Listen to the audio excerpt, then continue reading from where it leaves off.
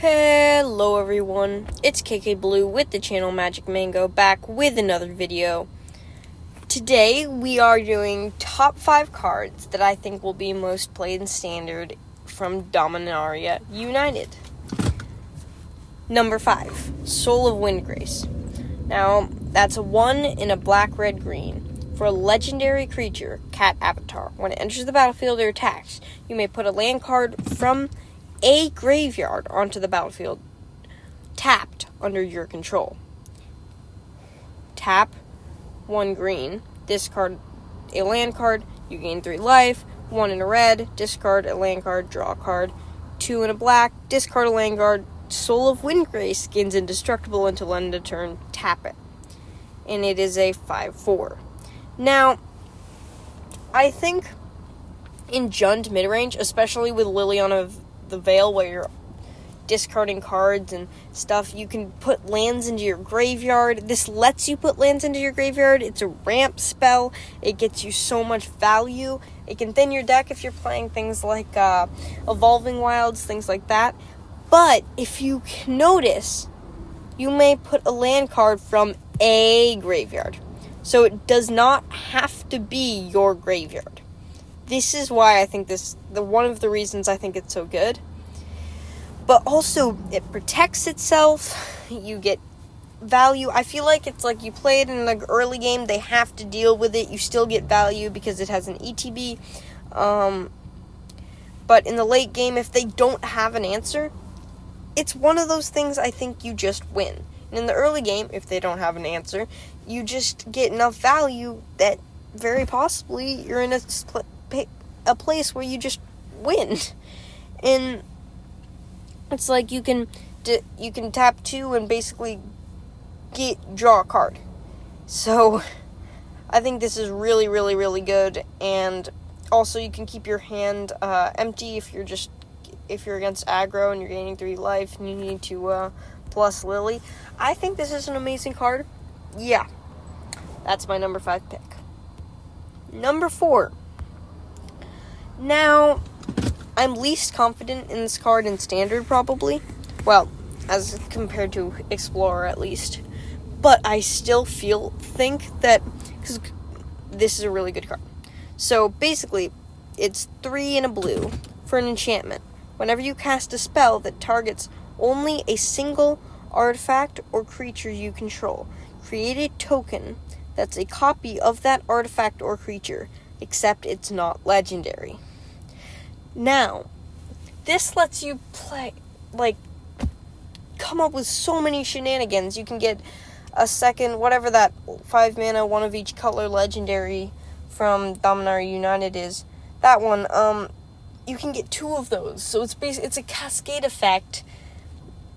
It's that one with a cascade effect, so you get double. And there's so many shenanigans you can pull off with this. Because, you can get, it's just such a good card. And it's not like a creature that it enters the battlefield as a copy. This you can do multiple times in a game. And it just gets you so much value over time. And I think this is just a really good card. So, yeah. Okay. Next up, Silverback Elder. It's 2 in a green, green, green. Mythic creature, ape, shaman. Whenever you cast a creature spell, choose 1. Destroy target artifact or enchantment. Or look at the top 5 cards of your library. You may put a land card from among them onto the battlefield tapped. Put the rest on the bottom of your library in any order. Or you can gain 4 life. It is a 5/7. To start, it's chonky. It doesn't get killed by, lightning strike or something.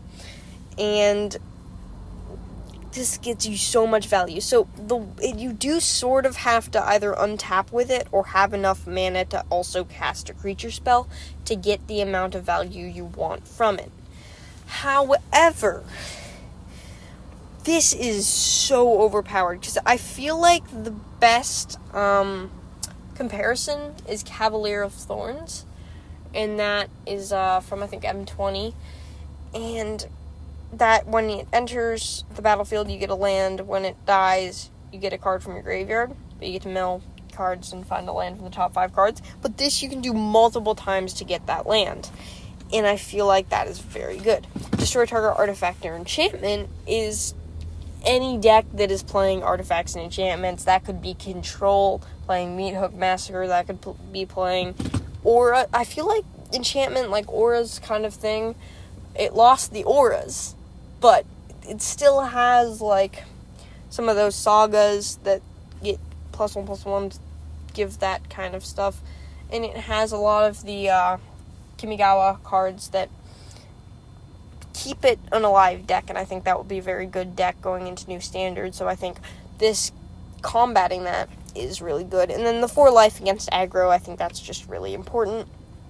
Again, I think this would be a green mid-range deck, a green ramp deck, a green mid-range aggro. Like, there's a couple ways to do that, but yeah, I think this is a really good card. Next one, Pain Lands. Yeah, that's they tap. They're two color lands. Tap, add one of each. Tap, add a colorless, or tap, add one of either color. Pay 1 life. Yeah. So there's that. I think those are really good. Just grab 4 of them for each color set. Yeah, those are really good.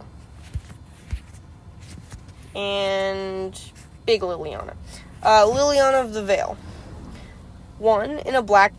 To start, I just want to say, this is still played in Modern, and, like, Jund and stuff, and very, very, very good card. Liliana of the Veil, you probably know what this says, but 1 in a black.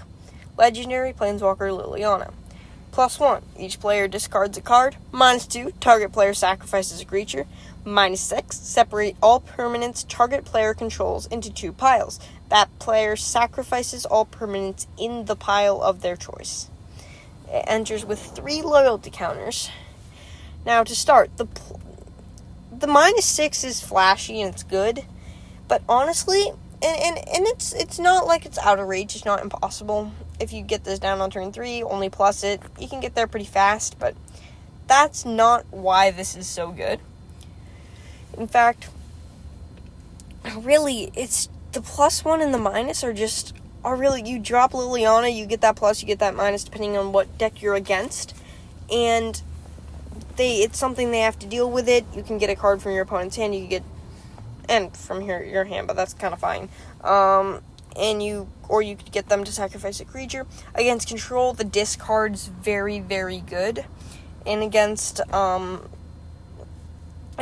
any sort of creature deck, the -2 is good too.